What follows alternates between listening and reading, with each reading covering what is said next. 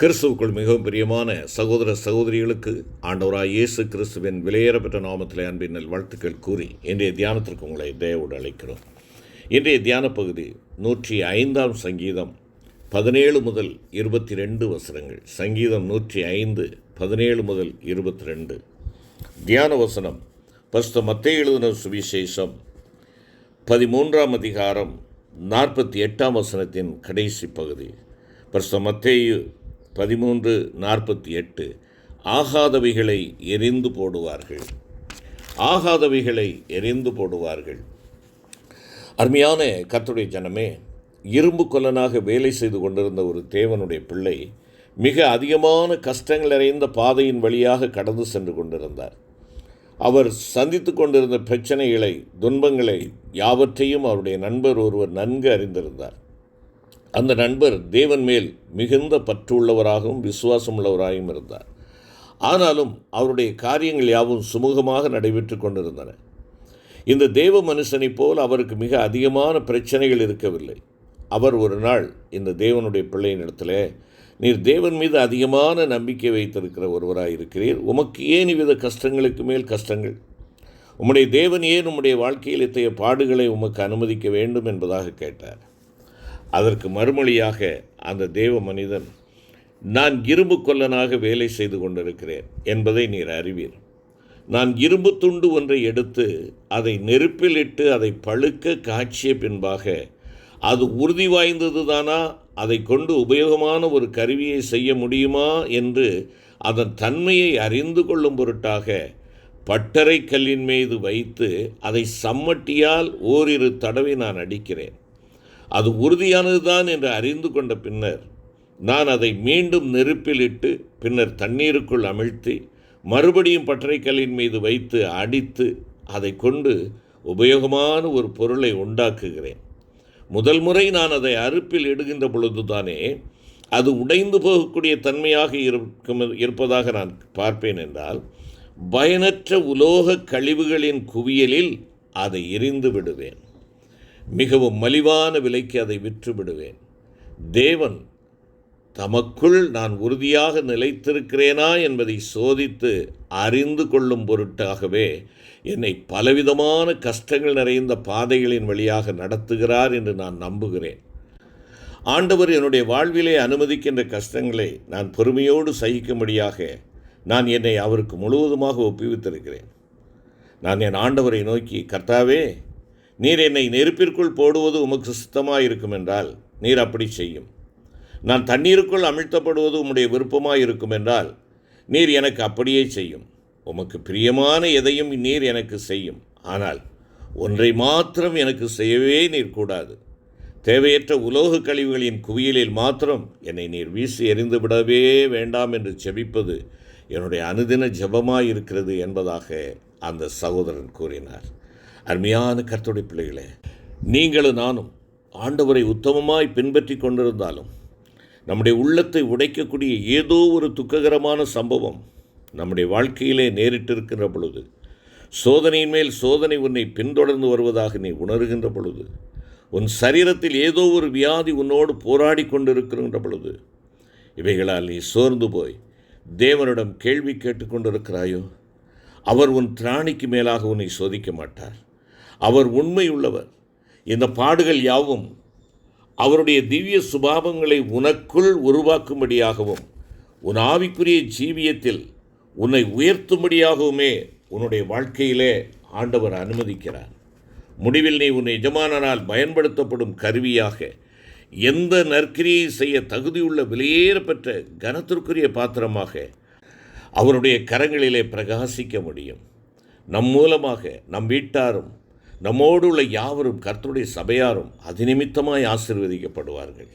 யோசேப்பின் வாழ்க்கையில் அவன் கடந்து சென்ற பல்வேறு பாதைகளினூடாக அவனுடைய சுபாவம் எவ்வளவு விலையேற பெற்றதாய் உருவாக்கப்பட்டிருந்தது என்பதை நாம் அறிந்திருக்கிறோம்.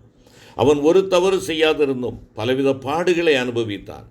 தன் சகோதரரால் குழியில் போடப்பட்ட அவன் இஸ்மவேலருக்கு விற்கப்பட்ட நிமித்தம் தன் அன்பான தகப்பனை விட்டு நீண்ட காலம் பிரிந்திருக்க நேர்ந்தது.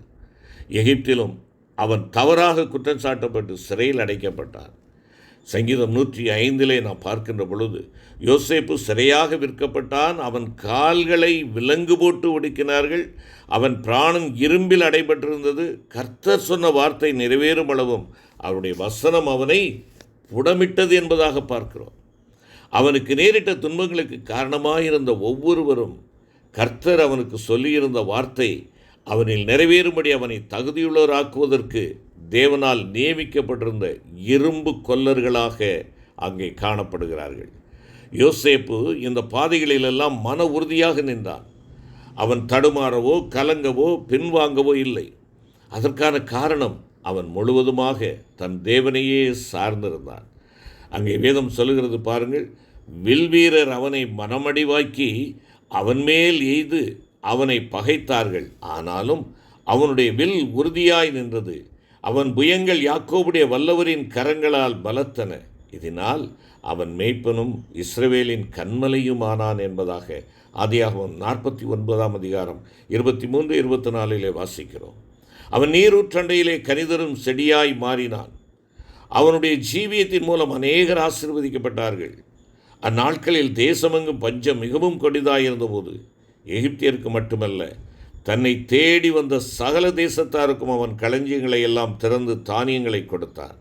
அவன் முழு எகிப்திற்கும் அதிபதியாக உயர்த்தப்பட்டதன் பின்னாக குற்ற உணர்வினால் கலக்கமற்றவர்களாய் தன் முன்பாக நின்று கொண்டிருந்த தன் சகோதரர்களை நோக்கி, நீங்கள் அல்ல, தேவனே என்னை இவ்விடத்திற்கு அனுப்பி என்னை பார்வோனுக்கு தகப்பனாகவும் அவர் குடும்பம் முழுவதற்கும் கர்த்தனாகவும் எகிப்து தேசம் முழுவதற்கும் அதிபதியாகவும் வைத்தார் என்பதாக கூறி அவர்களை ஆறுதல் படுத்தினான்.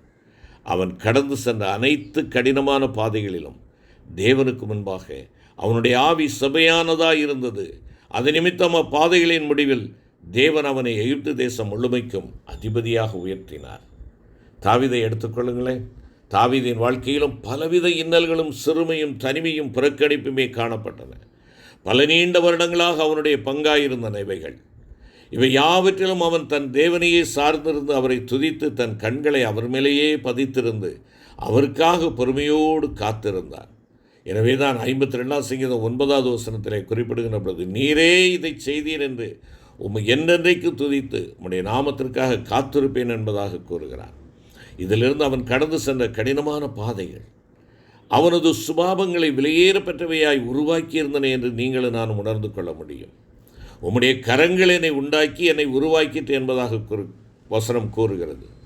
தாவீதின் சுபாவம் கர்த்தரால் நன்றாக வடிவமைக்கப்பட்டிருந்தது.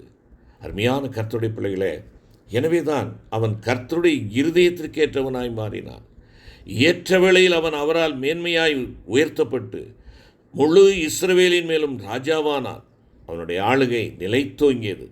அவனை குறித்து அவன் செய்கைகள் மெத்த உபயோகமாயிருந்தது என்பதாக 1 சாமுவேல் 19:4 ராஜா செய்ததெல்லாம் சகல ஜனங்களுக்கு நலமாய் தோன்றினது என்பதாக 2 சாமுவேல் 3:36 நாம் வாசிக்கிறோம். அவன் இஸ்ரவேலின் விளக்கு என்பதாக அழைக்கப்படும் அளவிற்கு தேவ ஜனங்களுக்கு உபயோகமுள்ளவனாய் தேவனால் ஆசீர்வதிக்கப்பட்டவனாய் திகழ்ந்தான். அருமையான கர்த்தருடைய ஜனமே, யோபு தேவனால் உத்தமன் என்ற சாட்சி பெற்றவனாயிருந்தான். அவனுக்கு கூட உபத்திரவங்களின் பாதை தேவனால் அனுமதிக்கப்பட்டதாக இருந்தது. அவனுக்கு உண்டான உபத்திரவங்கள் அவனுக்குள் பொறுமை என்ற விலையேற பெற்ற சுபாவத்தை உருவாக்கியது.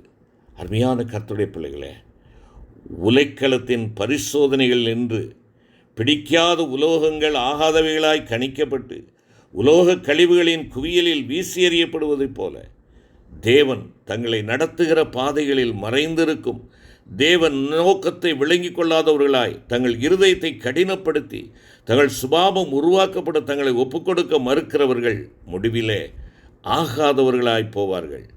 ஏசாவின் வாழ்க்கையில் அதைத்தான் பார்க்கிறோம். ஏசா சீர்கெட்டவனாய் இருந்ததினால் அவன் ஆசீர்வாதத்தை சுதந்திரித்துக் கொள்ள விரும்பியும் ஆகாதவன் என்று தள்ளப்பட்டான் என்று சொல்லி எபிரேயர் 12 16-17 குறிப்பிடுகிறது. அவர்கள் தேவனை அறிந்திருக்கிறோம் என்று அறிக்கை பண்ணுகிறார்கள், கிரியைகளினாலோ அவரை மறுதலிக்கிறார்கள். அவர்கள் அருவருக்கப்படத்தக்கவர்களும் கீழ்ப்படியாதவர்களும் எந்த நற்கிரியை செய்ய ஆகாதவர்களுமாயிருக்கிறார்கள் என்பதாக வேதம் சொல்லுகிறது. ஆகாதவைகளை எரிந்து போடுவார்கள் என்று நம்முடைய இன்றைய தியான வசனம் நமக்கு சொல்லுகிறது. அவர்கள் எல்லாரும் முரட்டாட்டமான அகங்காரிகளும் தூற்றித் திரியவர்களுமாய் இருக்கிறார்கள். அவர்கள் எல்லாரும் கெட்டவர்கள். துருத்தி வந்தது, ஈயம் நெருப்பினால் அழிந்தது, புடமிடுகிறவனுடைய பிரயாசம் விருதாவாய் போயிற்று, பொல்லாப்புகள் அற்றுப்போகவில்லை. அவர்கள் தள்ளுபடியான வெள்ளி எனப்படுவார்கள் என்பதாக ஆண்டவர் அவர்களை தள்ளிவிட்டார் என்பதாக எரேமியா 6ஆம் அதிகாரத்தில் வாசிக்கிறோம். அருமையான கர்த்தருடைய பிள்ளைகளே, தேவனே ஒருவனை ஆகாதவன் என்று தள்ளிவிடுவார் என்றால் அவனுடைய நிலை எவ்வளவு நிர்பந்தமானதாக இருக்கும் என்பதை நீங்களும் நானும் உணர்ந்து கொள்ள வேண்டும். அன்பான கர்த்தருடைய பிள்ளைகளே, நீங்கள் உங்களுடைய வாழ்க்கையில் பலவித சோதனைகளின் வழியாக கடந்து சென்று கொண்டிருக்கின்ற பொழுது இம்மையில் மாத்திரம் தங்கள் பங்கை பெற்றிருக்கிற உலக மக்களோடு உன் வாழ்க்கையை ஒப்பிட்டு பார்த்து நீ சோர்ந்து போகாதே. உனக்காக தம்முடைய சொந்த இரத்தத்தை சிந்தி உன்னை தமக்காக மீட்டுக்கொண்ட, உன்னை சத்தியத்தின் பாதையிலே நடத்தி பரிசுத்த ஆவியினால் உன்னை அபிஷேகித்து ஒளியில் உள்ள பரிசுத்தவான்களின் ஐக்கியத்தில் உன்னை கொண்டு வந்தவருக்கு உன்னை பற்றிய மேன்மையானதொரு நோக்கம் உண்டு. அவருடைய அந்த மாபெரும் திட்டத்தில் நீ பொருந்தும்படியாகவே அவர் உன்னை உருவாக்கி கொண்டிருக்கிறார். உன்னை தமக்கு உபயோகமான ஒரு ஆயுதமாக தம் கரத்தில் எடுத்து உபயோகிக்க அவர் விரும்புகிறார். மேலும் நித்தியத்திலும் அவரோடு கூட என்னென்ன பேரின்ப வாழ்வை நீ அடைந்து கொள்ளும்படியாக அவர் உன்னை தம்முடைய சித்தத்தின்படியே வழி நடத்துகிறார் என்பதை நீ உணர்ந்து அவர் தம் வழிகளுக்கு நீயும் நானும் நம்மை முற்றிலுமாய் அர்ப்பணிப்போமா? எங்கள் அன்பின் ஆண்டவரே, உம்முடைய கரத்தின் அலங்காரமான கிரீடமும் ராஜமுடியுமாய் இருக்கத்தக்கதாக எங்களை உம்முடைய திருவுள சித்தத்திற்கும் உம்முடைய தெய்வீக நடத்தலுக்கும் எங்களை அர்ப்பணிக்கிறோம். எங்களுடைய சித்தத்தை சாம்பலாக்கும் உம்முடைய சித்தமே எங்களுடைய வாழ்க்கையில் நடைபெறட்டும். மீட்பர் இயேசுவின் மூலமே ஜெபிக்கிறோம் பிதாவே, ஆமென்.